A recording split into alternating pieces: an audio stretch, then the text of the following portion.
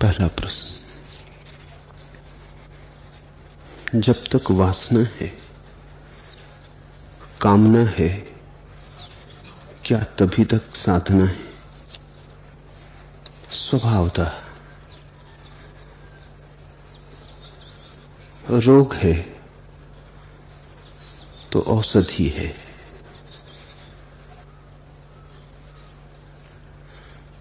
स्वास्थ्य आया, औषधि व्यर्थ हुई। स्वास्थ्य में भी कोई औषधि लिए चले जाए तो घातक है। जो रोग को मिटाती है वही रोग को फिर पैदा करेगी।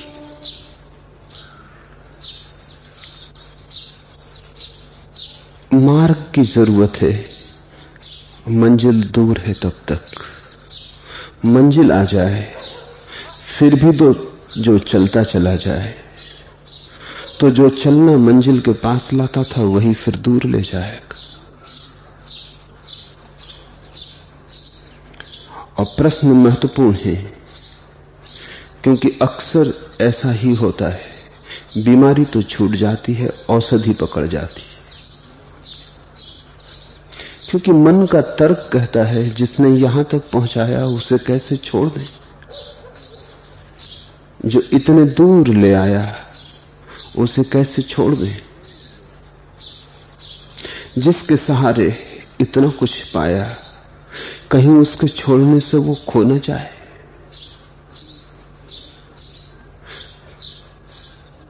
तो अनेक यात्री मंजिल के पास पहुंचकर भी भटक जाते और बहुत सी नावें किनारे के पास आकर टकराती हैं और डूब जाती। मझधार में बहुत कम लोग डूबते, किनारे पे बहुत लोग डूबते। यात्रा पूरी उतनी दुर्गम नहीं है जितनी पहुंच जाने के बाद चलने की जो लंबी आदत है उसको छोड़ना दुर्गम हो जाता है। चित्त में अशांति है तो तुम ध्यान करते हो, धीरे धीरे अशांति विदा होगी, शांति निर्मित हो जाएगी। फिर ध्यान को मत पकड़ के बैठ जाना, नहीं तो ध्यान ही अशांति पैदा करने का कारण बनेगा। फिर ध्यान भी जाना चाहिए। अंधेरे में भटकते हो, किसी कल्याण मित्र का हाथ पकड़ा, फिर रोशनी आ जाए, सुबह हो जाए, तो अब हाथ को पकड़े ही मत रह जाना। हाथ का पकड़ना भी आना चाहिए, छोड़ना भी आना चाहिए। साधन का उपयोग करना है, साधन की गुलामी नहीं अख्तियार कर लेनी है। राह पे चलना जरूर है, पर राह सिर्फ राह है इसे जानते रहना है। बहुत विधियां हैं, जो काम आ जाए उसका उपयोग कर लो, लेकिन काम पूरा होते ही छोड़ देना। क्षण भर की देरी भी खतरनाक हो सकती है, क्योंकि जो खाली जगह छूट जाती है तुम्हारे भीतर, कहीं ऐसा न हो कि विधि, व्यवस्था, साधना उस खाली जगह में अड्डा जमा ले। तो ये तो ऐसे हुआ कि तुम्हारे सिंहासन पर दुश्मन ने कब्जा किया था। तुमने मित्रों का साथ लिया, उन्होंने दुश्मन को तो हटा दिया, लेकिन खुद सिंहासन पर विराजमान हो गए। तुम जहां थे वहीं रहे, शायद पहले से भी बुरी हालत में हो गए। दुश्मन हो तो सिंहासन छीन लेना आसान भी, मित्रों से कैसे छीनोगे?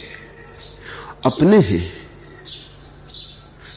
मित्र हैं, इनके द्वारा ही तो सिंहासन मिला है, इनसे कैसे छीनोगे? इसलिए सद्गुरु की परिभाषा समझो।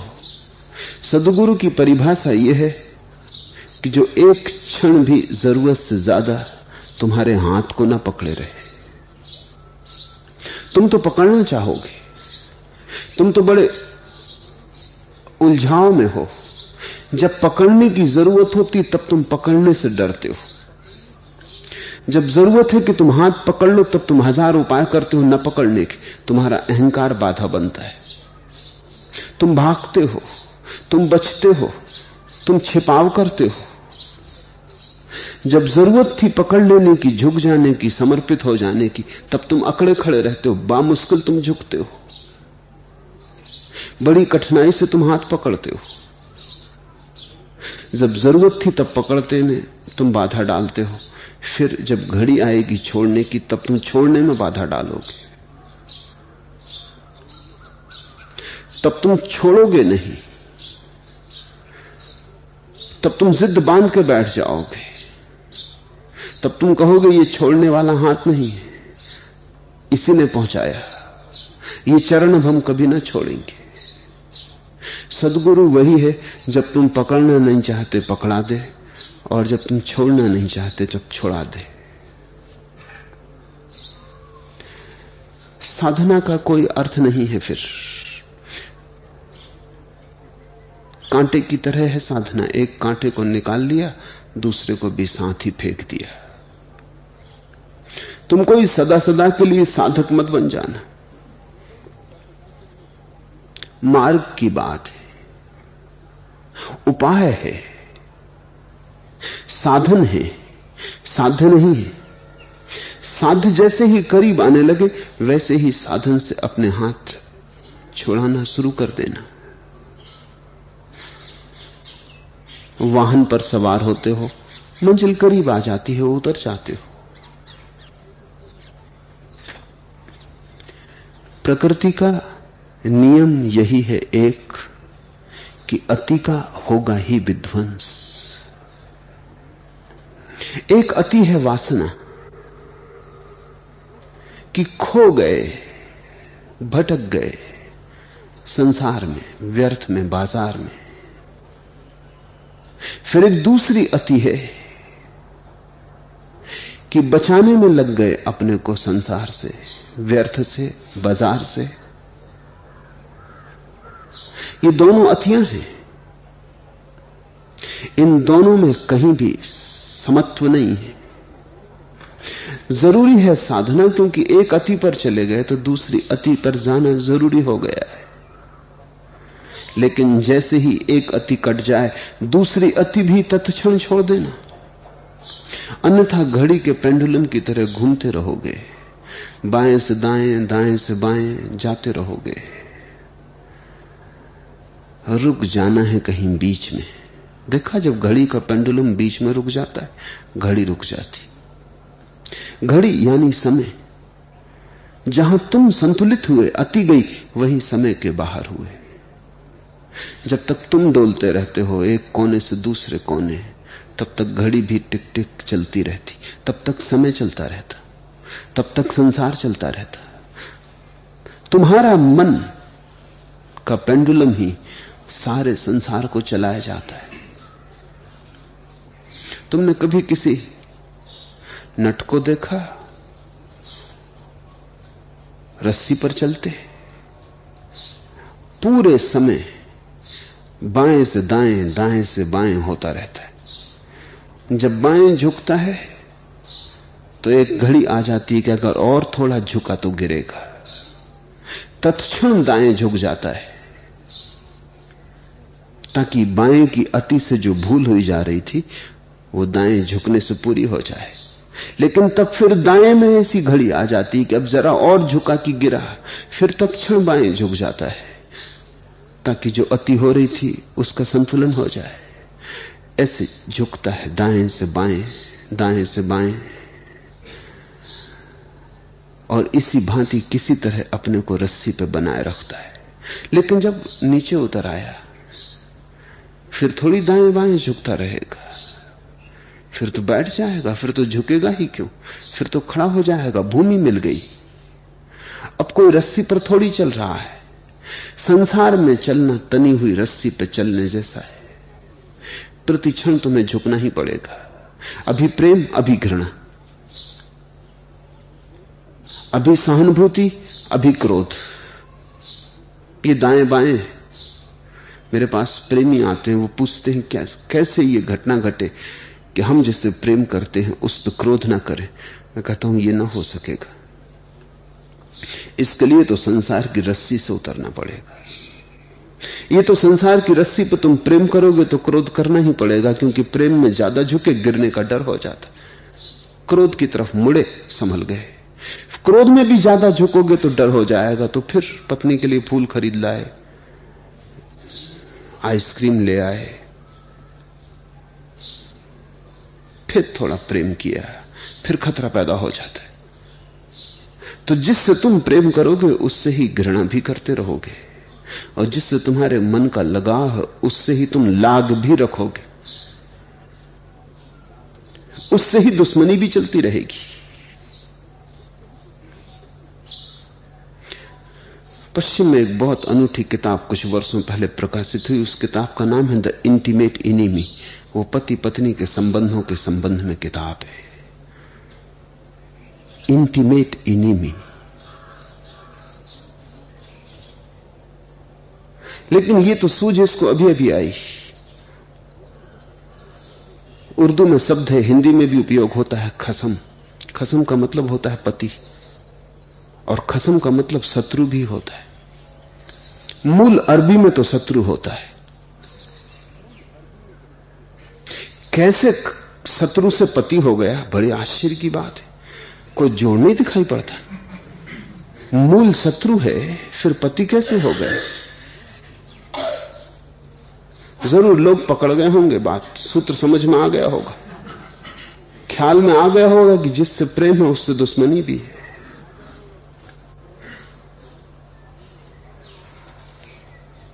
जहां प्रेम है वहां घृणा है, जहां लगाव है वहां विराग भी, जहां जहां राग है वहां वहां वैराग्य आता ही रहेगा। तुमने कभी ख्याल किया कितनी बार नहीं घर से भागने का मन हो जाता, छोड़ो पत्नी बच्चे, मगर स्टेशन भी न पहुंच पाओगे कि लौट आओगे। इसको कोई स्थायी बात मत समझ लेना। ये कोई स्थायी भाव नहीं है। ये तो कई बार आता है। कितनी बार आदमी मरना नहीं चाहता। मनोवैज्ञानिक कहते हैं कि ऐसा आदमी खोजना कठिन है जिसने जिंदगी में कम से कम 10 बार आत्मघात का विचार न किया हो। ये जरूरी है। जिंदगी अति हो जाती है, मरने का भाव करके संभाल लेते, जीवन बोझिल हो जाता, भारी हो जाता। मरने की कल्पना से ही राहत मिल जाती। मरता कौन? राहत मिल गई फिर जिंदगी में लग जाते। ये तो जिंदा रहने का ही ढंग है। तो कोई अगर मरने वगैरह की बातें करे तो बहुत चिंतित मत होना, कहना ठीक है मरो।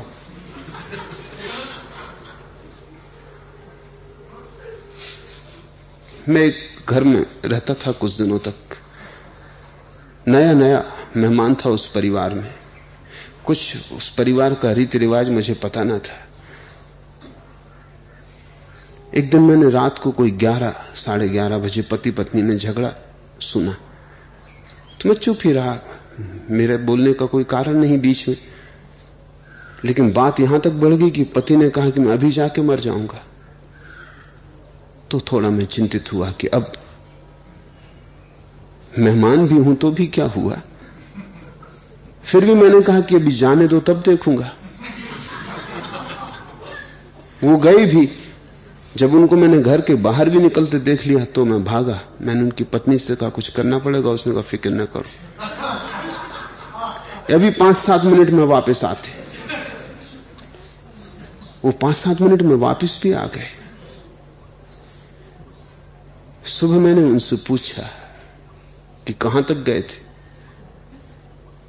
उन्होंने कहा पता नहीं क्या मामला, कई दफा ऐसा हो जाता है। गुस्से में चला जाता हूं,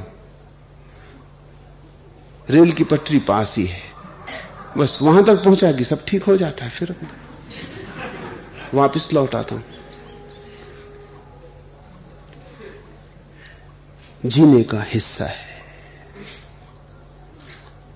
ऐसे हम अपने को धोखा दे लेते कि चलो मरे जाते।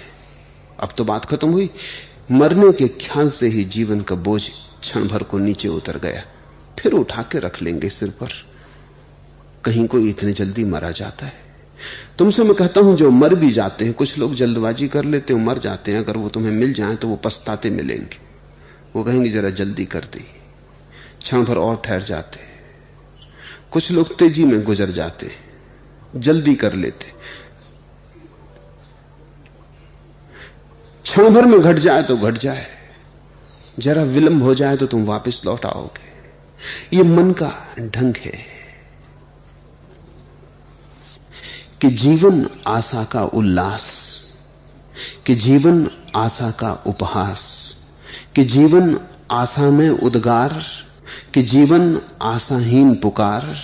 दिशा दिवा निसी की सीमा पर बैठ, निकालूं भी तो क्या परिणाम। बेहसता आता है हर प्रात, बिलखती जाती है हर शाम। सुबह हंसती हुई मालूम होती है, सांझ रोती हुई मालूम होती है। द्वंद नहीं है, लेकिन सुबह हंसती हुई मालूम हुई, इसीलिए सांझ रोती हुई मालूम होती है। सुबह मुस्कुराती आती है, वही मुस्कुराहट सांझ आंसू बन जाती है। ये जीवन की सहज व्यवस्था है। आशा निराशा, उजाला अंधेरा, मित्रता शत्रुता, ऐसे हम नट की तरह रस्सी पर सधे रहते। वासना साधना, भोग योग, ऐसे हम रस्सी पर सधे रहते। जानना तो तुम उस दिन भूमि मिली जिस दिन न भोग रह जाए न योग रह जाए, न वासना रह जाए न साधना रह जाए, न प्रेम रह जाए न घृणा रह जाए, न क्रोध रह जाए न अक्रोध रह जाए। सारे द्वंद्व खो जाएं तो तुम उतर आए। वही है मुक्ति की भूमि, वही है मुक्ति का आकाश। अब तुम रस्सी पर नहीं हो, अब संभालने की कोई जरूरत ही नहीं, अब गिरने का कोई खतरा ही नहीं है। संभालेगा कोई क्यों? संभालते तो हम तब हैं जब गिरने का खतरा होता है। स्वर्ग और नरक जब तुम दोनों से नीचे उतर आए, तब है मोक्ष की भूमि। स्वर्ग और नरक के बीच खिंची है रस्सी, उसी रस्सी पे चल रहा संसार। साधना निश्चित ही समाप्त हो जाती है वासना के साथ ही। साधना और वासना जुड़वा बहने। सुन के तुम्हें हैरानी होगी, कोई साधु ये बात तुमसे न कहेगा, इसलिए साधु मुझसे नाराज है। साधना वासना जुड़वा बहने, उनकी शक्लें बिल्कुल एक जैसी हैं। वे साथ ही साथ पैदा हुई हैं और साथ ही साथ मर जाती हैं।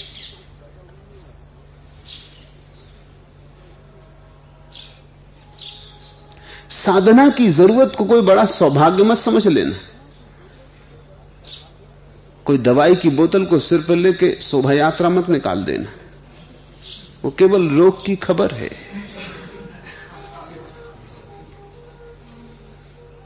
तुम्हारे घर में चिकित्सक रोज रोज आता है, इससे तुम ऐसा मत समझ लेना कि तुम बड़े महिमाशाली और सौभाग्यशाली हो।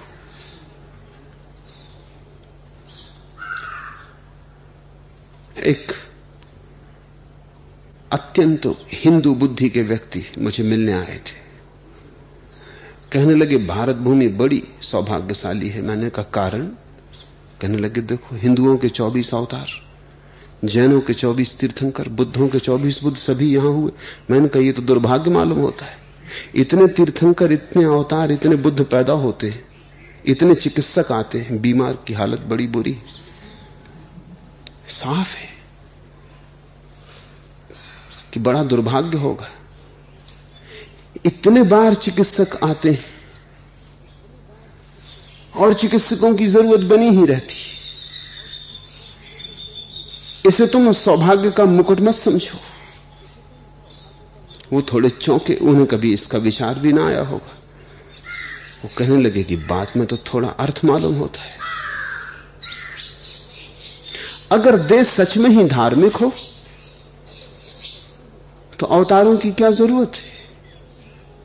मैंने उनसे कहा अपनी गीता ही उलट के देखो। कृष्ण कहते हैं जब अंधेरा होगा और धर्म भ्रष्ट हो जाएगा और साधु पीड़ित किए जाएंगे, तब मैं आऊंगा। साफ है कि कृष्ण वहीं आएंगे जहां अधर्म होगा, और अगर यहां आए तो अधर्म होना चाहिए। इसको तुम धार्मिक देश मत कहना। और मुल्कों में नहीं आए, जरूर हमसे बेहतर हालत में होंगे। चिकित्सक की जरूरत रोगी को है, अवतार की जरूरत अधार्मिक को है, दिए की जरूरत अंधेरे में। सुबह होते ही हम दिया बुझा देते हैं, क्या जरूरत। इसलिए तो दिवाली हम अमावस की रात में मनाते हैं, जब गहन अंधकार होता है तो दियों के अवतार पंक्तिबद्ध फैला देते। सबसे अंधेरी रात वर्ष की जो है, उस वक्त हम सबसे ज्यादा दिए जलाते। दिन में कोई दिवाली मनाएगा उसे हम पागल कहेंगे। अगर मैं ध्यान करूं तो मैं पागल हूं, अगर तुम ध्यान ना करो तो पागल हो। मुझसे लोग आ जाते हैं पूछने का आप ध्यान कब करते हैं। मैंने कहा मैं कोई पागल हूं, मेरा दिमाग खराब हुआ है। वो कहते हैं तो फिर हमें क्यों समझाते हैं।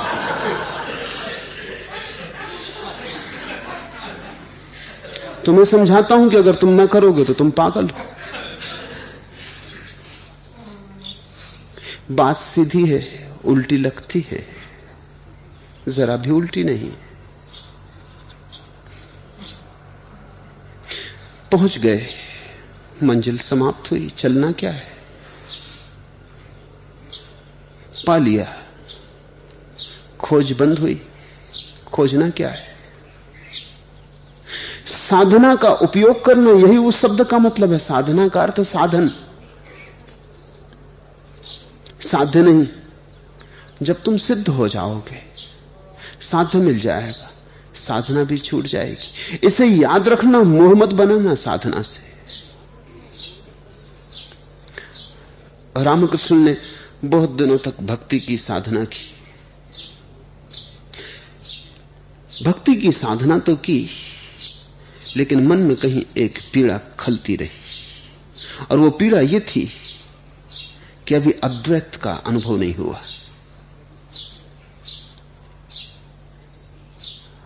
आंख बंद करते हैं, महिमामयी मां की मूर्ति खड़ी हो जाती, लेकिन एकांत, परम एकांत जिसको महावीर ने कैवल्य कहा, उसका कोई अनुभव नहीं हुआ। दूसरा तो मौजूद रहता ही है, परमात्मा सही, लेकिन दूसरा तो दूसरा ही है।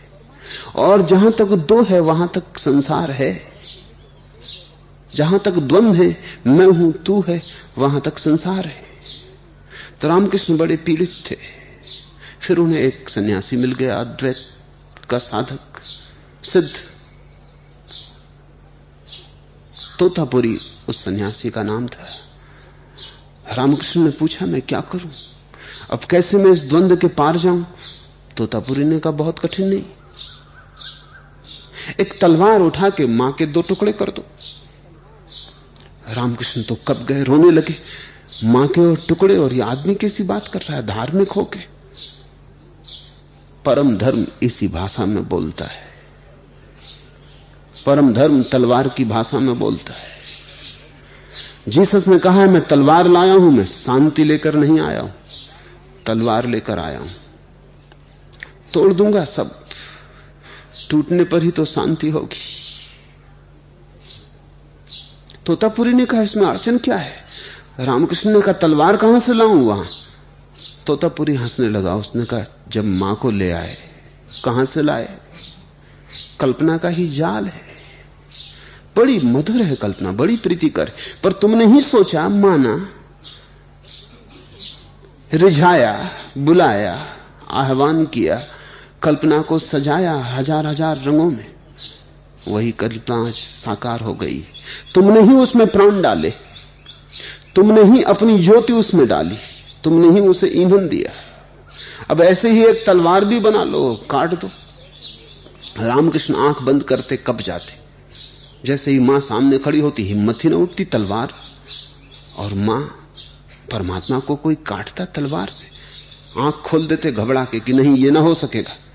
तो तोतापुरी ने कहा ना हो सकेगा तो बात ही छोड़ दो, फिर केवल लिखी, मैं चला, मेरे पास समय खराब करने को नहीं, करना हो तो ये आखिरी मौका है, और ये बचकानी आदत छोड़ो। ये क्या मचा रखा है, रोना आंसू बहाना। उठा के एक तलवार हिम्मत से 2 टुकड़े तो कर। रामकृष्ण ने कहा मेरी कुछ सहायता करो, लगती है बात तुम ठीक कह रहे हो, लेकिन बड़े भाव से सजाया, बड़े भाव से ये मंदिर बनाया है, जीवन भर इसी में गंवाया है, ये मुझसे होता नहीं। तोतापुरी ने कहा तो फिर मैं तेरी सहायता करूंगा। वो एक कांच का टुकड़ा उठा लाया और उसने कहा कि जब तेरे भीतर मां की प्रतिमा बनेगी तो मैं तेरे माथे पर कांच से काट दूंगा। जब मैं काटूं तुझे पीड़ा हो, खून की धार बहने लगे, तब तू भी एक हिम्मत करके भीतर भी मां को उठा के तलवार काट देना, बस फिर मैं ना रुकूंगा, करना हो कर ले। अब ये जाने लगा तो बेचारे रामकृष्ण को करना पड़ा। इस आदमी ने उठा के उनके माथे पर कांच के टुकड़े से लकीर काट दी, खून बहने लगा। जैसे उसने लकीर काटी, रामकृष्ण ने भी हिम्मत की और तलवार उठा के भीतर कल्पना को खंडित कर दिया। कल्पना के खंडित होते कैवल्य उपलब्ध हो गया, लेकिन बड़ी अड़चन हुई, बड़े दिन लगे। साधन से भी आदमी की आसक्ति बन जाती। तुम अगर प्रतिमा बना लेते हो मन में तो उससे छोड़ना मुश्किल हो जाएगा। तुमने अगर ध्यान किया, ध्यान छोड़ना मुश्किल हो जाएगा। प्रार्थना की, प्रार्थना छोड़नी मुश्किल हो जाएगी। और ध्यान रखा, छोड़ना तो पड़ेगा ही, क्योंकि ये उपचार थे। इन्हें किसी कारण से पकड़ा था, इनके पकड़ने की शर्त ही खो गई। ये तो ऐसे ही है जैसे कोई नया मकान बनाता है तो एक ढांचा खड़ा करता है, ढांचे के सहारे मकान बना लेता है, फिर मकान बन जाता है तो ढांचे को गिरा देता है। अब तुम्हारा कहीं ढांचे से मोह हो जाए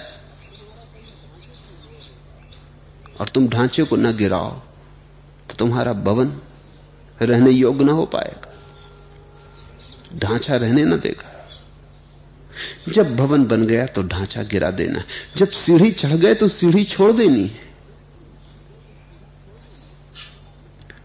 इसलिए पहले से ही अगर ध्यान रहे इस बात का कि साधना को उपयोग तो कर लेना है, लेकिन साधना के हाथ में मालिकियत नहीं दे देनी, तो शुभ होता है।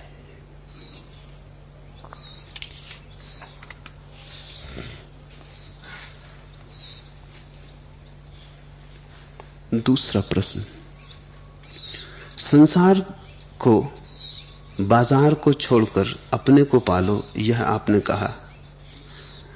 कृपया बताएं कि प्रेम संसार के बाजार में है या अपने भीतर, और क्या प्रेम का क्षेत्र भीतर और बाहर दोनों तरफ नहीं?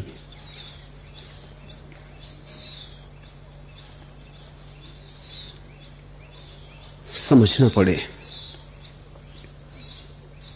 काम तो बिल्कुल बाहर है, कामना बाहर की तरफ भागती हुई ऊर्जा का नाम है, जिसे भीतर की याद भी नहीं रही, जिसे याद भी नहीं रही कि भीतर जैसा भी कुछ है। कामना बाहर जाती हुई बहिर्मुखी ऊर्जा है। साधना, प्रार्थना, भक्ति, कोई नाम दो, भीतर जाती ऊर्जा है, जिसे याद भी ना रहा कि बाहर है, जिसे ख्याल भी ना रहा कि बाहर जैसी भी कोई चीज है। कामना बाहर, प्रार्थना भीतर, दोनों अतिए। प्रेम दोनों के मध्य में, दोनों के बीच में, जैसे कोई अपनी दहली पे खड़ा हो, न बाहर जा रहा है न भीतर जा रहा है, ठिठक गया हो, जैसे कोई दोनों तरफ देख रहा हो, बीच में खड़ा हो। प्रेम मध्य बिंदु है प्रार्थना और कामना के बीच में। काम हार गया है, प्रार्थना अभी पैदा नहीं हुई। कामना व्यर्थ दिखाई पड़ने लगी है, सार्थक का अभी उदय नहीं हुआ। यात्रा जैसे थम गई है। प्रेम एक ठिठकी अवस्था है, बाहर जाने जैसा नहीं लगता। हार गए वहां, राख ही राख पाई, मुंह का स्वाद सिर्फ बिगड़ा और कुछ भी ना हुआ, और भीतर का अभी कुछ पता नहीं। एक बात पक्की हो गई, बाहर व्यर्थ हो गया और भीतर के द्वार अभी खुले नहीं। बीच में ठिठक के खड़ा हो गई जो ऊर्जा है, वही प्रेम है। अगर तुमने जल्दी ना की प्रेम को प्रार्थना बनाने की, तो फिर कामना बन जाएगा। प्रेम के क्षण जब भी आए तो दो ही संभावनाएं हैं। ऊर्जा ज्यादा देर तक ठिठकी ना रहेगी, क्योंकि ठिठका होना इस जगत की व्यवस्था नहीं है। कोई ऊर्जा ठहरी नहीं रह सकती, या तो जाएगी बाहर या जाएगी भीतर। जाना पड़ेगा। ऊर्जा यानी गति, गत्यात्मकता। तो एक क्षण को ठहर सकती है, उस ठहरे क्षण का उपयोग कर लो तो प्रेम भक्ति बन जाती है, प्रार्थना बन जाता है। अगर उपयोग ना करो तो प्रेम फिर कामना बन जाता है, फिर वासना बन जाता है। इसलिए प्रेमी की बड़ी पीड़ा है, और पीड़ा यही है कि बहुत बार ठिठक आ जाती है और फिर ऊर्जा बाहर चली जाती। प्रेम के बहुमूल्य क्षण का उपयोग करना बहुत थोड़े लोग जानते हैं। जो प्रेम के बहुमूल्य क्षण का उपयोग कर लेते हैं, उनके भीतर प्रार्थना का उदय हो जाता है। अब इसे ख्याल लेना, काम अर्थात बाहर, प्रार्थना अर्थात भीतर, प्रेम यानी दोनों के मध्य में, और चौथी अवस्था है दोनों के पार।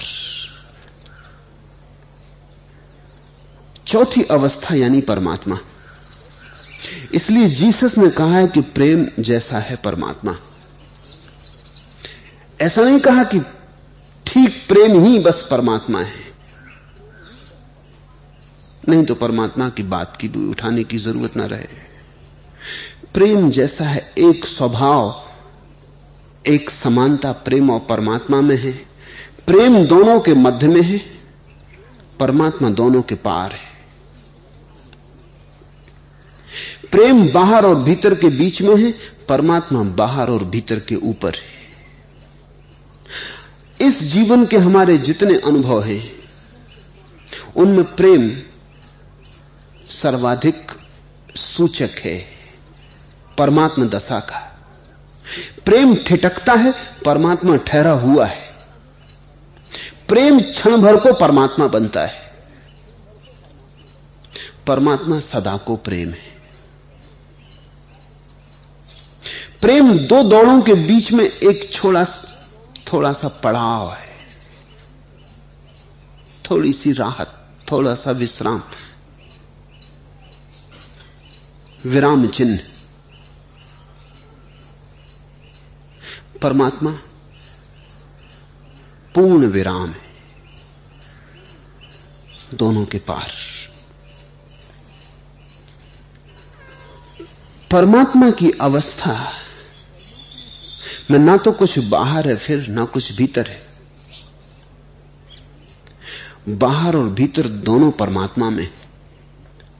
परमात्मा के बाहर कुछ भी नहीं है, इसलिए परमात्मा के भीतर कुछ है कहने का कोई अर्थ नहीं है। परमात्मा ही है, बस परमात्मा है, बाहर भीतर का कोई अर्थ नहीं रह जाता। उसके बाहर कुछ नहीं है तो भीतर कैसे कुछ होगा, ये द्वंद्व गिर जाता है। प्रेम में भी ये द्वंद्व क्षण भर को ठहरता है। इसलिए प्रेम में थोड़ी सी झलक परमात्मा की है। बस इस जगत में परमात्मा की झलक देने वाली घड़ी प्रेम की घड़ी है। इसलिए तुम चकित होगे अगर मैं ये कहूं कि प्रार्थना भी परमात्मा के उतने निकट नहीं है जितना प्रेम।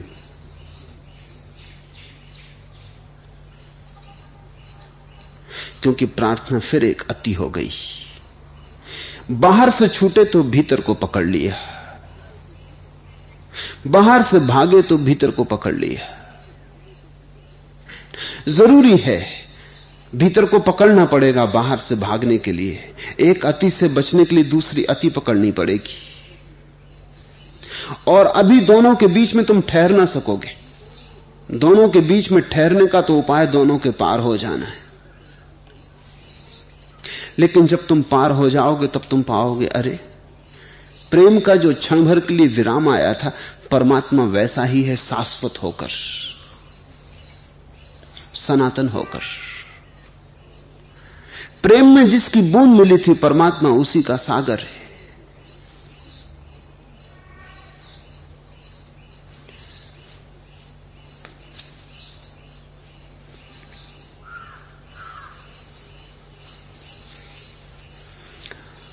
वासना में भी तुम हो, प्रार्थना में भी तुम हो। वासना में दृष्टि बाहर की तरफ जा रही है, प्रार्थना में दृष्टि भीतर की तरफ जा रही। प्रेम के क्षण में तुम नहीं होते, पर क्षण बड़ा छोटा है, शायद तुम पकड़ भी ना पाओ, इतना छोटा है, आणविक है, तुम्हारी पकड़ से भी चूक जा सकता है। तो या तो तुम वासना को प्रेम कहते रहते हो, कामना को प्रेम कहते रहते हो, जो प्रेम नहीं, या फिर अगर बदले तो प्रार्थना को, भक्ति को प्रेम कहने लगते हो। लेकिन प्रेम दोनों के बीच का बड़ा छोटा सा विराम है। ऐसा ही समझो, एक श्वास भीतर जाती, फिर श्वास बाहर आती। तुमने ख्याल किया, भीतर जाने और बाहर आने के बीच में क्षण भर को श्वास कहीं भी नहीं जाती, पर क्षण बड़ा छोटा है। ख्याल करना उस पर। श्वास भीतर गई, छोटा सा विराम है,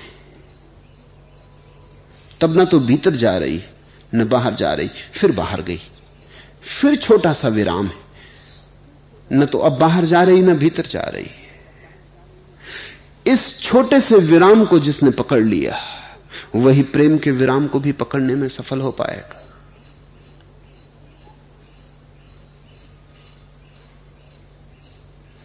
विज्ञान भैरव तंत्र में इस विधि को बड़ा मूल्य दिया गया है। जब श्वास न बाहर जाती न भीतर, जब सब ठहर गया होता है, उसमें ही डूब जाओ, वहीं से तुम द्वार पालोगे परमात्मा का। प्रेम भी ऐसी ही घड़ी है, कामना बाहर जाती है, प्रार्थना भीतर जाती है। प्रेम ऐसी घड़ी है जब तुम न बाहर जाते न भीतर जाते, और मजा यही है कि जब तुम न बाहर जाते न भीतर जाते तो तुम हो ही नहीं सकते, क्योंकि तुम केवल जाने में हो सकते हो, ठहरने में नहीं हो सकते। जब तुम्हारी श्वास ठहर जाती है तब तुम नहीं होते, तुम मिट गए होते हो। अहंकार रह ही नहीं सकता वहां। अहंकार के लिए गति चाहिए, अहंकार के लिए सक्रियता चाहिए, अहंकार के लिए कर्म चाहिए। कुछ हो तो अहंकार बच सकता है, कुछ भी ना हो रहा हो तो अहंकार कैसे बचेगा? अहंकार उपद्रव है, इसलिए अहंकारी शांत नहीं बैठ सकता। मेरे पास अहंकारी आ जाते, वो कहते हैं ध्यान करना है, शांत बैठना है, लेकिन बैठ नहीं सकते शांत। अहंकारी शांत नहीं बैठ सकता, क्योंकि उसे लगता है ये तो समय व्यर्थ गया, इतनी देर में तो कुछ अहंकार की पूंजी कमा लेते, कोई पद पा लेते, कहीं आगे बढ़ जाते, किसी को धोखा दे लेते, कुछ कर लेते, कुछ होता, ये तो बेकार गया। अहंकार के लिए ध्यान से ज्यादा व्यर्थ कोई चीज मालूम नहीं होती। कुछ व्यर्थ भी कर लेते तो भी कुछ किया, तो जुआ खेल लेते, ताश खेल लेते, किसी से बकवास कराते, कुछ किया तो, थोड़ा साम्राज्य किसी तरह फैलाया तो, लेकिन ध्यान कुछ भी ना किया, खाली बैठ गए। अहंकार के लिए ध्यान एकदम व्यर्थ बात मालूम होती, इससे ज्यादा व्यर्थ कोई बात नहीं। पश्चिम में उन्होंने मजाक बना रखा है कि पूरब के लोग आंखें बंद करके अपनी नाभि को देखते रहते हैं, पता नहीं पागल क्या कर रहे हैं, कुछ करो। ध्यान है होने की अवस्था, अहंकार है करने की अवस्था। दो श्वासों के बीच में जब कुछ भी नहीं होता, तब तुम भी नहीं होते। काम और भक्ति के बीच में जब विराम पड़ता है, तब भी तुम नहीं होते। ये काल संध्या काल है। रात जब तुम सोने जाते हो, जागरण जा चुका, नींद आई नहीं, क्षण भर को फिर विराम आता है। जब तक तुम न तो कह सकते कि जागे हो, न कह सकते हो सोए हो, आधे आधे मध्य में खड़े, दहरी पर खड़े। बाहर जाना बंद है, बाजार नहीं है, भीतर भी गए नहीं, बीच में खड़े। फिर संध्या काल आया। उसी संध्या काल में अगर डूब जाओ तो जो पाने योग्य है वो पा लिया जाता, जो होने योग्य है वो आदमी हो जाता है। जीवन में इन संध्या कालों को ही वास्तविक द्वार कहा, इसलिए हमने प्रार्थना को भी संध्या नाम दिया है। लोग कहते हैं संध्या कर रहे हैं, संध्या करने का अर्थ भी नहीं समझते। संध्या करने का अर्थ है किन्हीं दो अतियों के बीच में मध्य को खोज रहे, किन्हीं दो गतियों के बीच में विराम को खोज रहे। सूरज ढल गया, रात नहीं हुई, प्रकाश जा चुका, अंधकार उतरने को है। बस जरा सी देर है, क्षण भर में चूक जाओगे। प्रेम का क्षण बहुत बारीक क्षण है। तुम श्वास से शुरू करो अगर प्रेम को पकड़ना हो। श्वास का अभ्यास करो, जहां श्वास ठहर जाती है वहीं अपनी आंखों को गड़ाओ और तुम बहुत चकित होगे। अगर तुम उस विराम को पकड़ने में सफल हो गए, श्वास ज्यादा देर तक ठहरी रहेगी। कभी कभी ऐसा भी हो सकता है कई क्षण निकल जाएंगे, श्वास ठहरी रहेगी, कई मिनट भी निकल सकते हैं, कई घंटे भी निकल सकते हैं और श्वास ठहरी रहे। अगर तुम्हारा ठीक ठीक हाथ पड़ जाए विराम पर, अगर तुम्हारा संयोग सध जाए विराम से, तो तुम एक ऐसे पारलौकिक दशा में लीन हो जाओगे कि खबर ही न रहेगी कि श्वास लेनी, सब ठहर जाएगा। उस ठहरी दशा को ही हम समाधि सतोरी का क्षण कहते। जब ऐसी दशा तुम्हें स्वाभाविक हो जाए कि जब तुम्हारी मर्जी हो आंख बंद की और उतर गए, सीढ़ियां साफ हो जाएं, द्वार खुला रह जाए, तुम सिद्ध हो गए। फिर तुम बाहर जाओ तो भी तुम बाहर नहीं जा सकते, तुम भीतर जाओ तो भी भीतर नहीं जा सकते, क्योंकि तुम खो गए। तुम ही ना बचे तो बाहर भीतर भी गया। अब तो जो बचा वही परमात्मा है। कुछ ये जाना कि मिलती थी ना राह, उस प्यारे का मार्ग ना मिलता था। कुछ ये जाना कि मिलती थी ना राह, बंद की आंखें तो रास्ता खुल गया।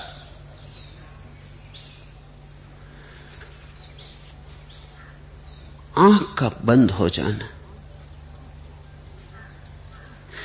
अर्थ क्या है? आंख तो तुम बहुत बार बंद करते हो, रास्ता कहां मिलता है? आंख तो तुम अभी बंद कर सकते हो, रास्ता कहां मिलता है? तो जरूर इस आंख से कुछ मतलब ना होगा। आंख तभी बंद होती है तुम्हारी जब कोई कामना नहीं रहती। प्रार्थना भी एक तरह की कामना है, वहां भी मांग जारी है। परमात्मा के मंदिरों में बैठे लोगों के प्रार्थना के बाद फैले हुए हाथ भी वासना के ही हाथ हैं। परमात्मा के सामने झुके हुए सिर भी वासना के ही झुके हुए सिर। कुछ मांग जारी है। अब बाहर का धन नहीं मांगते, भीतर का धन मांगते। मांग जारी है।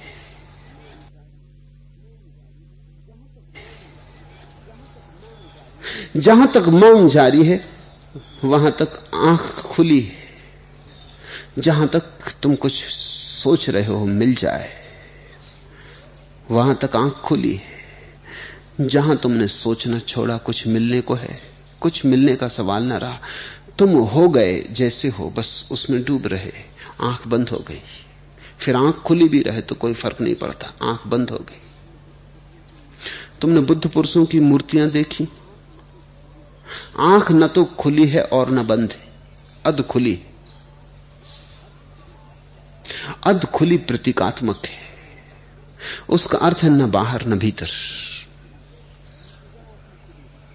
जरा सी खुली है, नीचे की सफेद पुतली दिखाई पड़ती।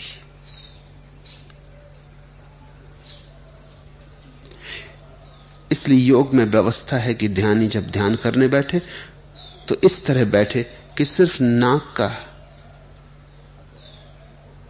अग्रभाग दिखाई पड़ता रहे, बस। इसका मतलब हुआ आंख बस आधी खुली हो, आधी बंद हो। प्रतीकात्मक है। प्रयोजन केवल इतना है कि न तुम भीतर जाओ न तुम बाहर जाओ, बीच में संध्या काल में ठहर जाओ। प्रेम संध्या काल है। तुम कहते हो तुमने प्रेम जाना, प्रेम बहुत कम लोग जान पाते, क्योंकि जिन्होंने प्रेम को जान लिया उन्हें फिर परमात्मा को जानने में बाधा क्या रही। जिन्होंने प्रेम को जान लिया फिर कोई कारण समझ में नहीं आता कि वो परमात्मा को जानने से क्यों वंचित रह गए। ये हो नहीं सकता। जिनके हाथ में कुछ हीरे आ गए उनके हाथ में पूरी खदान ही आ गई। हीरे ही ना आए होंगे, कंकड़ पत्थरों को समझ लिया होगा हीरे, इसलिए खदान नहीं मिली। रामानुज के पास एक आदमी आया और उसने कहा कि मुझे परमात्मा से मिलना है। रामानुज ने उसे गौर से देखा और कहा कि तूने कभी किसी को प्रेम किया? उस आदमी ने कहा, इन झंझटों में मैं कभी पड़ा ही नहीं। छोड़ें ये बातें, मुझे तो प्रेम से क्या लेना देना, परमात्मा की खोज। लेकिन रामानुज ने कहा, तू थोड़ा सोच, कभी किसी से किया हो प्रेम? किसी से भी किया हो? कोई याददाश्त तुझे आती हो? उसने कहा, आप भी कहां की बात कर रहे हैं, मैं परमात्मा की बात करता हूं, आप दूसरा ही विषय छेड़ रहे हैं। मैं साधक पुरुष हूं, विरागी हूं, प्रेम वगैरह की झंझट में मैं कभी नहीं पड़ा। मगर रामानुज भी अजीब, वो फिर पूछे कि फिर भी तू सोच, क्योंकि सारी बात इसी पे निर्भर है। अगर तूने प्रेम का क्षण जाना हो तो फिर परमात्मा की शाश्वतता को भी जान सकेगा। अगर प्रेम की बूंद ही नहीं चखी तूने तो सागर को तू कैसे चखेगा? सागर में तू कैसे उतरेगा? लहर को तो पहचान, फिर सागर को पहचान लेंगे। उस आदमी की समझ में ना आया, वो शायद नाराज ही होकर चला गया। जिनको तुम विरागी कहते हो उनको समझ में कैसे आएगा? जिनको तुम महात्मा कहते हो वो तो प्रेम के दुश्मन बन के बैठे। उनका परमात्मा प्रेम के विपरीत है। मैं जिस परमात्मा की बात कर रहा हूं, प्रेम उसका द्वार है। तुम्हारे महात्मा जिस परमात्मा की बात कर रहे हैं वो परमात्मा है ही नहीं, वो सिर्फ प्रेम की शत्रुता है। वो केवल संसार के विपरीत दूसरी अति है। मैं जिस परमात्मा की बात कर रहा हूं वो अति नहीं है, वो बाहर और भीतर दोनों का अतिक्रमण है। वो परम संतुलन की अवस्था है, पूर्ण विराम है। मेरे पास लोग आते हैं, वे कहते हैं कि आप भी परमात्मा की बात करते हैं, हमारे गुरु हैं वो भी परमात्मा की बात करते हैं, सब एक ही है। मैं उनको कहता हूं इतना आसान नहीं, सब एक ही है कहना इतना आसान नहीं।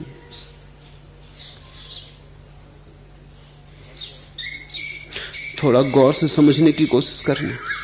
शब्द तो वही, मैं भी परमात्मा शब्द का उपयोग करता हूं, तुम्हारे गुरु भी करते होंगे, लेकिन तुम्हें देख के मैं कह सकता हूं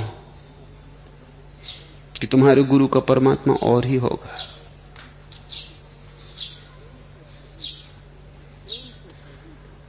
प्रेम से भयभीत, प्रेम के विपरीत, प्रेम का दुश्मन, तो तुम्हारे महात्माओं का परमात्मा उनकी ईजाद है, असली नहीं। असली परमात्मा तो प्रेम के खेल को खेले चला जाता है। असली परमात्मा तो प्रेम के नए नए रूप रचे जाता है। असली परमात्मा तो कितने रंग लेता है, कितने रूप लेता है, कितने रंगों कितने रूपों में प्रेम का रास रचता है। संसार के विपरीत नहीं हो सकता परमात्मा, संसार के पार हो सकता है, विपरीत नहीं। जो विपरीत है वो तो जब संसार खत्म हो जाएगा वो भी खत्म हो जाएगा। जो पार है वही अतियों के पार बचेगा। परमात्मा साधना नहीं है, सिद्धावस्था है। परमात्मा कोई विधि नहीं है, जैसा कि पतंजलि ने माना है कि परमात्मा विधि है, कि उसके आलंबन को लेकर उसके प्रति समर्पण करके आदमी परम अवस्था को पहुंच जाता है। पतंजलि का परमात्मा विधि है, साधना का हिस्सा है। उसका उपयोग केवल इतना है कि तुम उसके सहारे समर्पण कर दो, मगर ऐसा परमात्मा तो जब तुम सिद्ध हो जाओगे छूट जाएगा। जब तुम सिद्धावस्था को उपलब्ध होगे तो ऐसे परमात्मा की क्या जरूरत रह जाएगी। ये तो मार्ग का ही हिस्सा था, ये खो जाएगा। परमात्मा मार्ग नहीं, मंजिल है। परमात्मा दाएं बाएं नहीं। परमात्मा की अगर थोड़ी बहुत झलक तुम्हें मिल सकती है तो मार्ग के ठीक मध्य में मिल सकती है। इसलिए बुद्ध ने अपने मार्ग को मध्यम निकाय कहा है, मध्य में, ठीक बीच में। मगर बीच से भी सिर्फ झलक मिलती है, लेकिन बीच से अतिक्रमण जुड़ा है। उस बीच के बिंदु को तुम खोज लो तो पार जाने की सीढ़ी मिल सकती है। ध्यान रखना, प्रेम से लोग इसलिए वंचित रह जाते हैं कि प्रेम की शर्त ही पूरी करनी कठिन पड़ती। प्रेम की शर्त है क्षण भर को मिटना, क्षण भर को ही सही तिरोहित हो जाना। बेदार राहे इश्क किसी से न तय हुई, सहरा में कैस कोह में फरियाद रह गया। कोई प्रेमी कभी प्रेम का मार्ग पूरा नहीं कर पाया। मजनू जंगल में खो गया, फरियाद पहाड़ों में।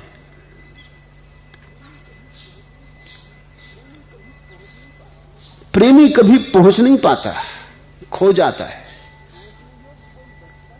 पहुंचने योग्य कोई बचता ही नहीं।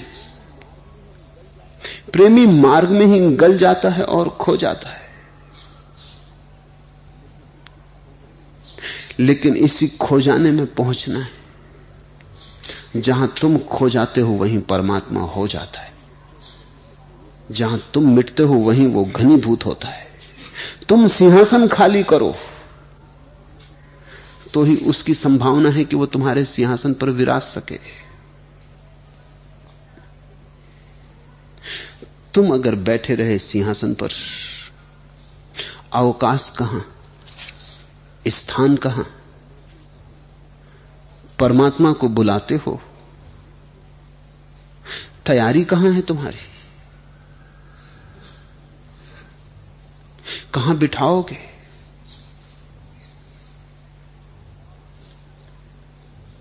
कहां उसे विराजमान करोगे? अहंकार तो रोए रोए में भरा है, मैं का भाव तो श्वास श्वास में समाया है। जगह कहां बची है तुम्हारे भीतर? जगह खाली करो। प्रेम का अनुभव उन्हीं को हो पाता है जो अपने को डुबाने मिटाने को राजी। जो डूबते हैं, ये नदी कुछ ऐसी है कि वे ही केवल पहुंचते। जो डूबे वे बचे, जो बचे वे डूबे। अगर किनारे पर पहुंचना हो तो मझधार में डूब जाना ही उपाय है। ठीक है, ये पंक्तियां बेदार राह इश्क किसी से न तय हुई। ये प्रेम का रास्ता कौन कब पूरा कर पाया? इसका यह कारण नहीं कि रास्ता लंबा है, इसका यह कारण नहीं कि रास्ता बहुत बड़ा है इसलिए लोग पूरा नहीं कर पाए। इसका कारण कुल इतना ही है कि यह रास्ता ऐसा है कि इसे पूरा करने वाला बीच में खो ही जाए तो ही पूरा होता है। पूरा होने का एक ही अर्थ है कि बीच में ही खो जाए। अगर पहुंच जाए दूसरे किनारे तो रास्ता खो ही गया, पूरा हुआ ही नहीं। जो पूरा नहीं कर पाते, जो स्वयं इसको पूरा करने में पूरे हो जाते, वे ही केवल पहुंचते। सहरा में कैस, कोह में फरियाद रह गया। सभी प्रेमी कहीं ना कहीं खो गए, कोई रेगिस्तान में, कोई पहाड़ों में, कोई प्रार्थनाओं में, कोई साधनाओं में, कोई मंदिरों में, कोई मस्जिदों में। सभी प्रेमी कहीं ना कहीं खो गए। जहां खोए वहीं घड़ी है उस परम सौभाग्य की, परम आशीष की, परम प्रसाद की।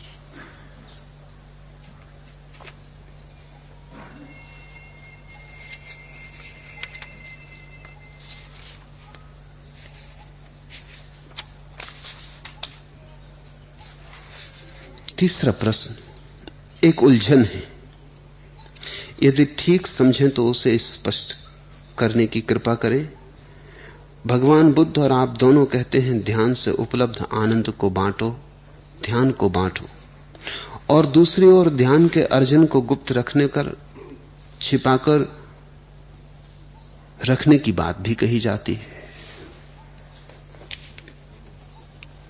निश्चित ही दोनों बातें कही जाती हैं क्योंकि दोनों बातें सही हैं, उनमें विरोध नहीं। विरोध दिखता हो तो केवल आभास है।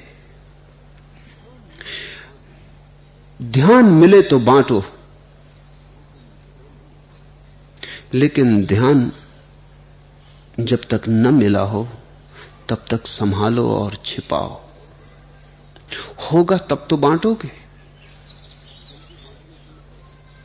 जल्दी बांटने की मत करना। अक्सर नहीं होता तो भी बांटने की आकांक्षा पैदा हो जाती। उपदेश देने का बड़ा रस है। किसी को समझाने में, ज्ञानी होने का मजा आ जाता है। किसी को बताने में, चाहे तुम्हें पता हो या ना हो,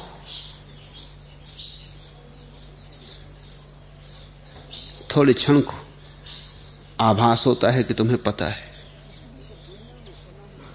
इसलिए तो दुनिया में सलाह इतनी दी जाती है, लेता कोई नहीं। कितने उपदेश दिए जाते हैं, कौन लेता है?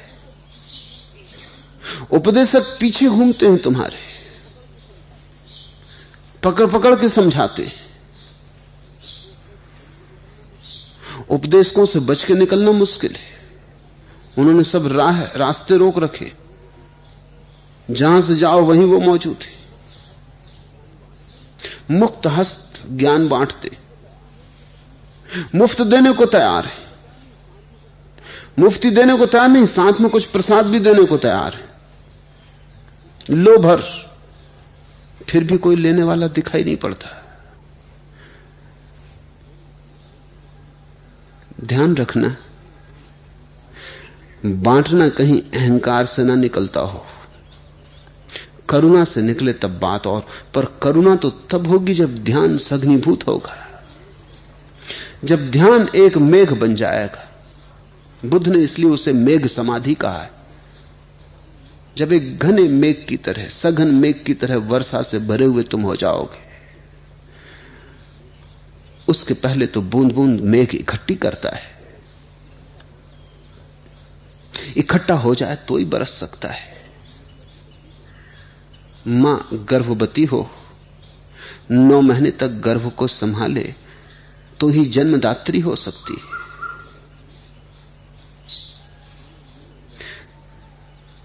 बिना गर्भवती हुए, बिना 9 महीने संभाले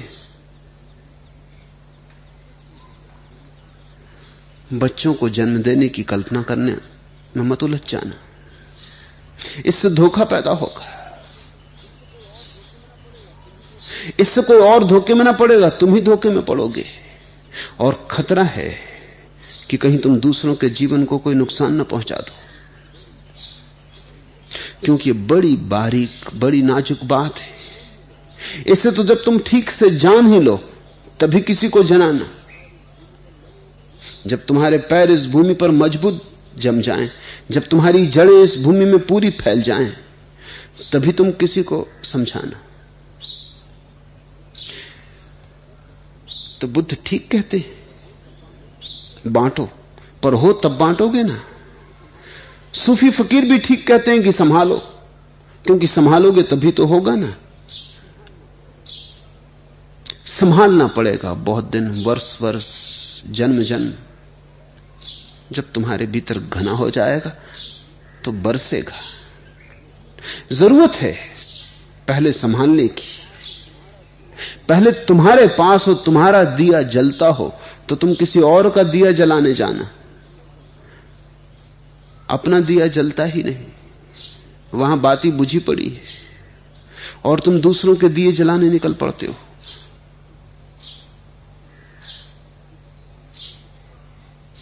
इस भ्रांति में मत पड़ना।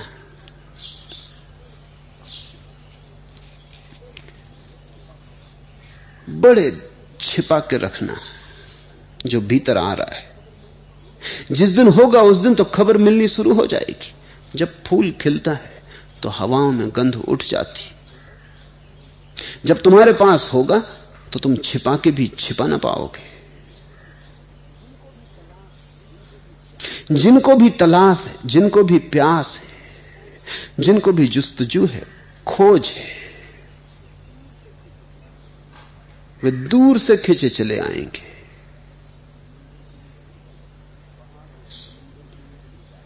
पहाड़ और समुंदर भी उनके लिए बाधा ना बनेंगे। जिन्हें प्यास नहीं, जिन्हें खोज नहीं, वे पास बैठे भी वंचित रह जाएंगे।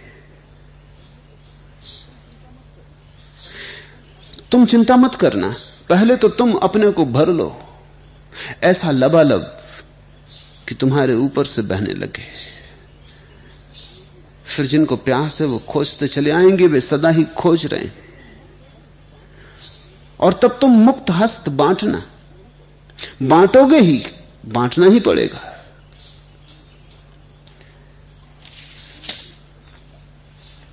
भुनती वसुधा तपते नग, दुखिया है सारा अगजग, कंटक मिलते हैं प्रतिपग, जलती सिकता का यह मग, बह जा बन करुणा की तरंग, जलता है यह जीवन पतंग, बह जा बन करुणा की तरंग। बहना ही होगा, बहना हो ही जाता है, क्योंकि ध्यान का अनिवार्य परिणाम करुणा है। जैसे दिया जलता है तो रोशनी फैलती है, ऐसे ध्यान का अनिवार्य परिणाम करुणा है। बुद्ध ने इसे प्रतीक माना है। प्रज्ञा और समाधि और करुणा, तीन की त्रिवेणी है बुद्ध के सारे वचनों का सार। तीनों एक साथ घटती। इधर समाधि, उधर भीतर ज्ञान का दिया जलता है और बाहर करुणा की तरंगें फैलनी शुरू हो जाती। ये तीनों एक साथ घटती हैं। ये त्रिमूर्ति है, ये बुद्ध की ट्रिनिटी है, ये बुद्ध के ब्रह्मा विष्णु महेश हैं।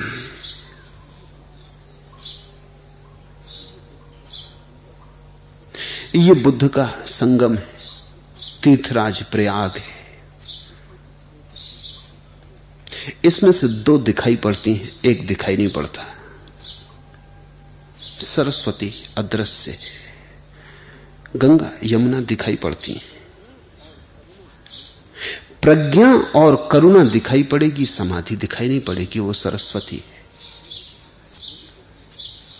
तुम किसी की समाधि नहीं देख सकते। मैं सामने बैठा हूं, तुम कैसे मेरी समाधि देख सकते हो? समाधि अदृश्य है। करुणा दिखाई पड़ सकती है, क्योंकि करुणा तुम पर बरसती, समाधि मेरे भीतर। प्रज्ञा दिखाई पड़ सकती है, ज्ञान दिखाई पड़ सकता है, क्योंकि ज्ञान तुम पर बरसता है। प्रकाश दिखाई पड़ सकता है प्रज्ञा का, क्योंकि तुम्हारे अंधेरे में किरणें उतरेंगी। उन किरणों की पहचान से तुम समझोगे कहीं सूरज उगा है। करुणा दिखाई पड़ सकती है, क्योंकि हल्के हल्के पदचाप भी नहीं पड़ेंगे और तुम्हारे भीतर कोई प्रेम का प्रवाह आने लगेगा। तुम्हारे भीतर कोई लोरी गाने लगेगा। तुम्हारी हृदय की वीण पर कोई अंगुलियां संगीत को छेड़ने लगेंगी। तुम्हारे दुख से भरे जीवन में सुख की कोई तरंग आने लगेगी। वो तुम्हें दिखाई पड़ सकती, क्योंकि ज्ञान हो या करुणा हो, दोनों तुमसे संबंधित होंगी। समाधि तुमसे बिल्कुल असंबंधित है। पर समाधि के बिना ये दोनों नहीं घटती हैं। इसलिए बुद्ध ने कहा, जहां करुणा हो और जहां प्रज्ञा हो, जानना कि समाधि भी है। क्योंकि समाधि पहले हो तब ये दोनों होती। ध्यान को संभालो पहले, ताकि किसी दिन करुणा में बांट सको। ध्यान को संभालो पहले, ताकि किसी दिन प्रज्ञा में उसकी ज्योति जले। निश्चित लोग बहुत पीड़ित हैं, चारों तरफ दुख है। तो जब मैं कहता हूं कि ध्यान को संभालो, तो मैं ये नहीं कह रहा हूं कि तुम करुणा को खो दो। तुमसे ये कह रहा हूं कि अभी करुणा का मौका तो आने दो। मेघ तो बनो, वर्षा तो हो जाएगी। असली बात मेघ का बनना है। गर्भ तो हो, जन्म तो हो जाएगा। भुन दुखिया है सारा अगजग, कंटक मिलते हैं प्रतिपग। जलती सिकता का यह मग, बह जा बन करुणा की तरंग।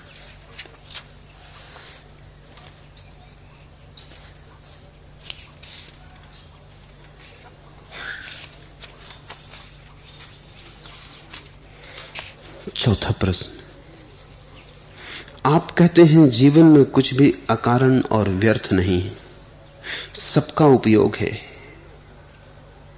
जीवन में कामना और भय का उपयोग दिखाई पड़ता है।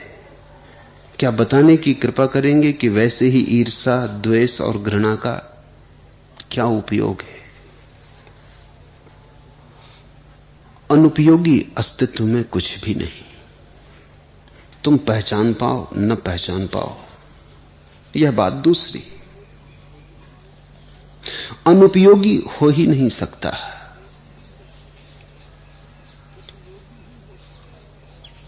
उपयोगी ही हो सकता है। सारा अस्तित्व जुड़ा है। हर चीज दूसरी चीज से उलझी है, बंधी है, अलग अलग नहीं। और दुर्घटना तो होती ही नहीं। जो भी होता है उसकी कोई गहन संगति है। इसलिए अलग नहीं दिखाई पड़ता, तो समझना कि तुम कहीं भूल पर हो और थोड़ा गहरे खोजना। क्षमा शोभती उस भुजंग को जिसके पास गरल हो, उसको क्या जो दंतहीन विषरहित विनीत सरल है। अगर क्रोध न हो, करुणा की सब शोभा ही नष्ट हो जाती। अगर अंधेरी रात हो तो ही सुबह का आनंद है।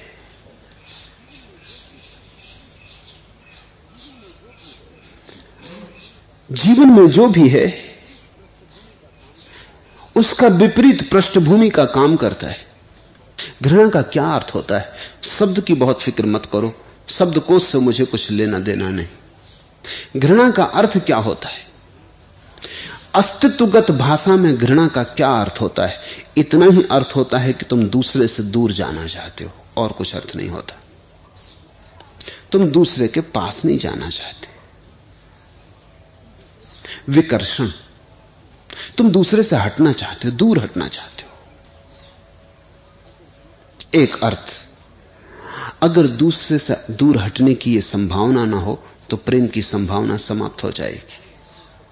जब तुम सारे संसार से दूर हटते हो तब कहीं तुम एक व्यक्ति के पास पहुंच पाते हो।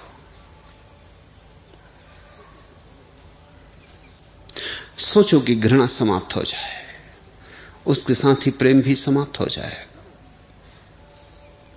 तो घृणा प्रेम के लिए सीढ़ी है। हां, अगर तुम घृणा पर ही रुक गए तो चूक हो गई, वो तुम्हारी गलती है, उससे घृणा का कोई लेना देना नहीं। घृणा कुल इतनी कहती है कि किसी से दूर होने का मन होता है। प्रेम इतना ही कहता है किसी के पास होने का मन होता है, किसी को पास लेने का मन होता है, इतने पास कि सब दूरी मिट जाए, कोई फासला न रह जाए, कोई चीज बाधा ना बने, कोई अंतराल न रह जाए। ऐसे और किसी से दूर होने का मन होता है, ऐसा होता है कि इतना फासला हो जाए कि कोई दूसरे चांद तारों पर और मैं दूसरे चांद तारों पर, फासला इतना हो जाए कि कभी दोबारा पास आने का मौका ही ना आए, सारा अस्तित्व बीच में आ जाए।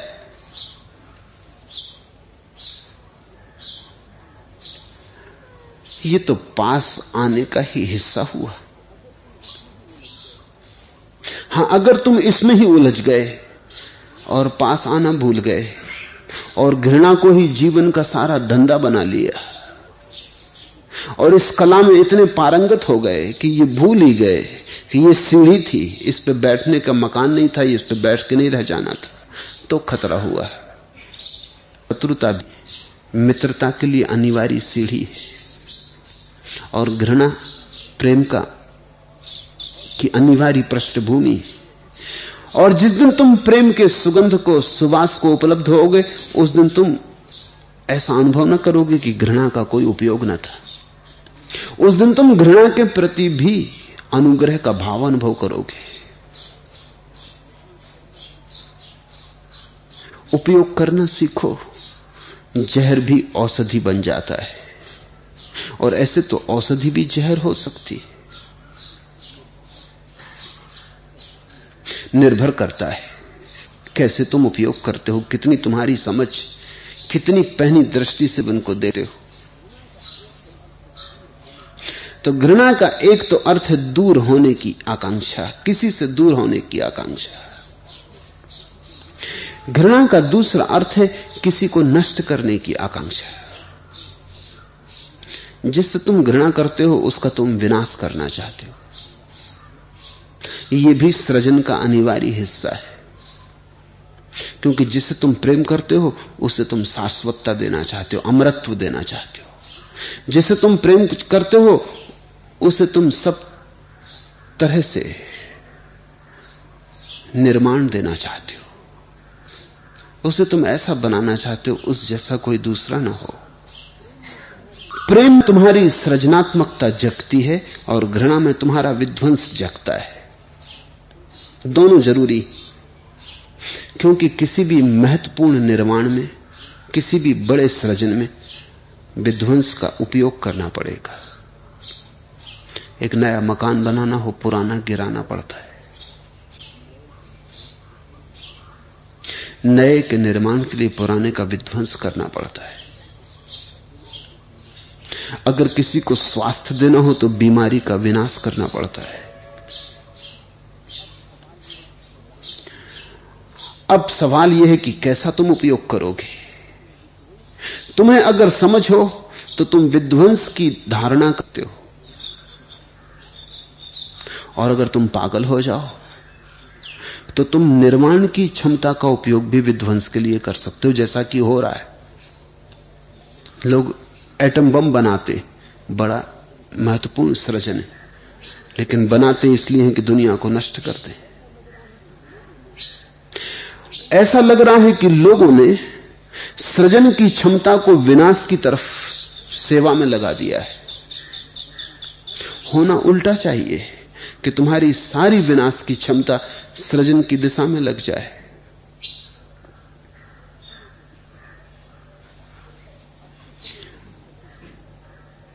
अस्तित्व में तो सभी साच, अगर अधूरी हो, अंधी हो, भूल चूक भरी हो तो बड़ी चूक हो जाएंगी। ऐसा ही ईर्ष्या और द्वेष के साथ है। ईर्ष्या का क्या अर्थ होता है? इसका अर्थ होता है कि किसी के पास है और मेरे पास नहीं।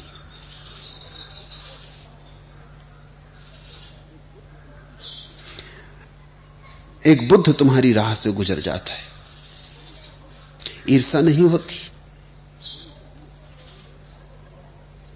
होनी चाहिए, और तब ईर्ष्या शुभ हो जाएगी।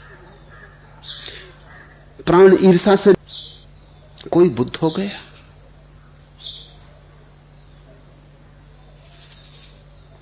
लोग आए भी, बैठे भी, उठ भी खड़े हुए, तुम जगह ही खोजते रहे।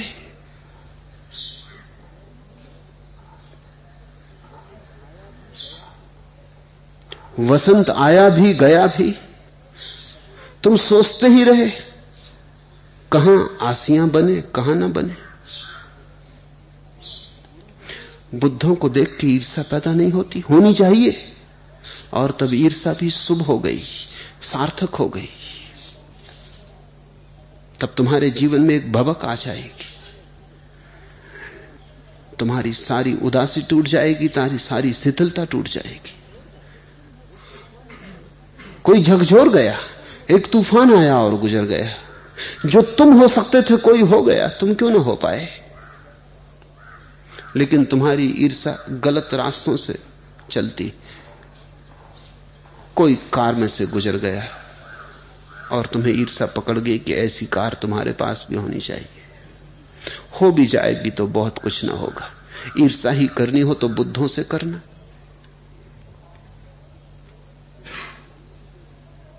किसी के वस्त्र देख लिए ईर्ष्या हो गई, किसी का मकान देख लिया ईर्ष्या हो गई। बना भी लोगे मकान तो कुछ ना होगा। जिसका देख के तुम्हें ईर्ष्या हुई,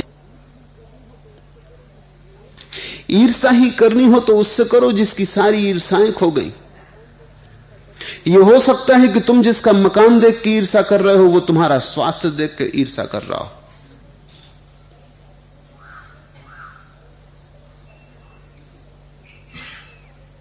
सम्राट भी ईर्ष्या से भर जाते।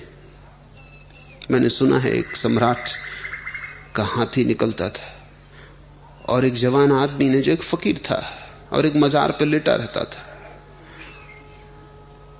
उसका पूंछ पकड़ ली और हाथी को रोक लिया। सोचो उस गरीब सम्राट की हैसियत, उसके प्राण कब गए।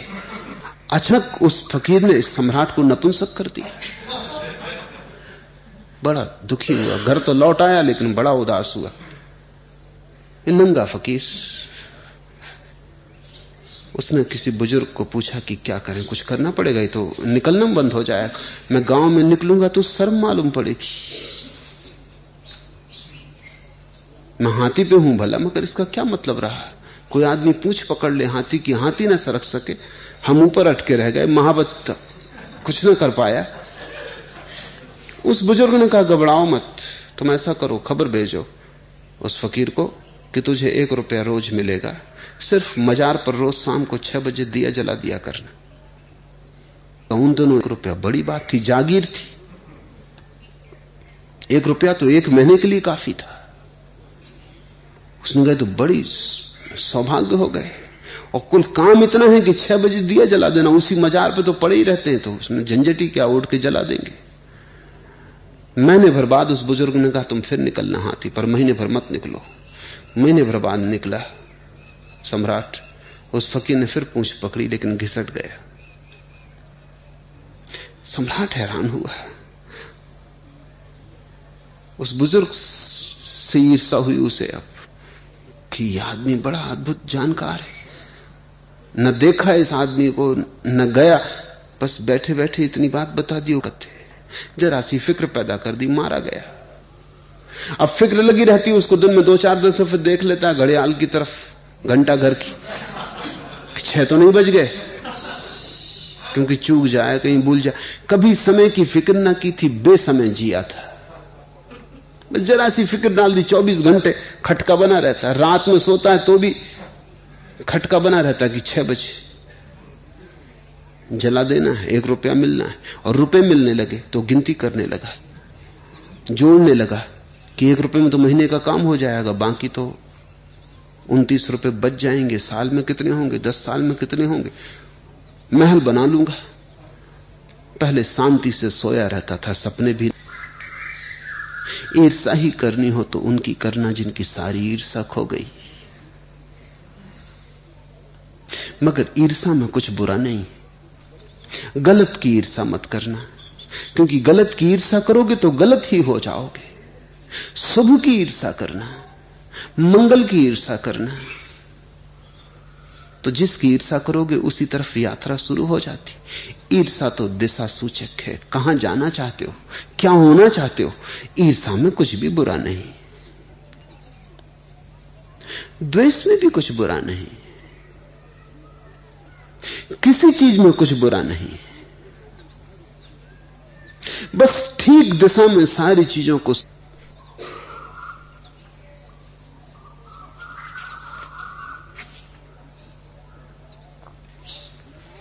आखिरी प्रश्न, आप विचार और विचार शक्ति में जैसा भेद करते हैं, क्या वैसा ही भेद इच्छा और इच्छा शक्ति में भी तो नहीं?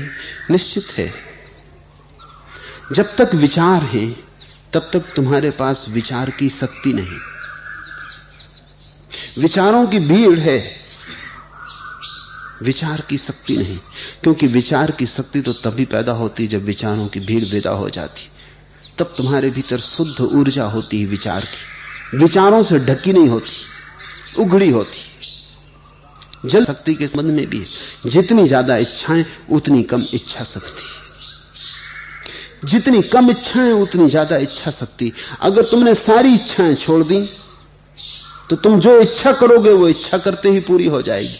इच्छा शक्ति इतनी बड़ी हो जाएगी। जब तुम इच्छा ना करोगे तब तुम्हारे पास इतनी विराट ऊर्जा होगी कि करते ही पूरी हो जाएगी। अब ये जीवन का राज है, जो करना चाहते हैं इच्छा पूरी, उनके पास इच्छा शक्ति नहीं। जो नहीं करना चाहते उनके पास है। मैंने सुना है एक अमीर आदमी के पास अपने पास एक सोने का पीकदान रखा हुआ था, लाखों रुपए का होगा, उस पे हीरे जड़े थे, और वो उसमें बार बार पान की पीक थूक रहा था। वो गरीब को बड़ा दुख हुआ, उसे बड़ा क्रोध भी आया, जिंदगी भर परेशान हो गया वो लक्ष्मी की तलाश करते करते। आखिर उससे ना रह गया, उसने एक लात मारी पीकदान में, कहा ससुरी यहां थुकवाने को बैठी, हम जिंदगी भर पीछे पड़े रहे, प्रार्थना की, पूजा की, सपने में भी दर्शन न दिए, जब तक हम भी पीछे लगे फिरे कुछ भी हाथ ना आया। जब से हम मुड़ गए और जब से हम पीछे फिरना छोड़ दिए, चीजें अपने आप चली आती।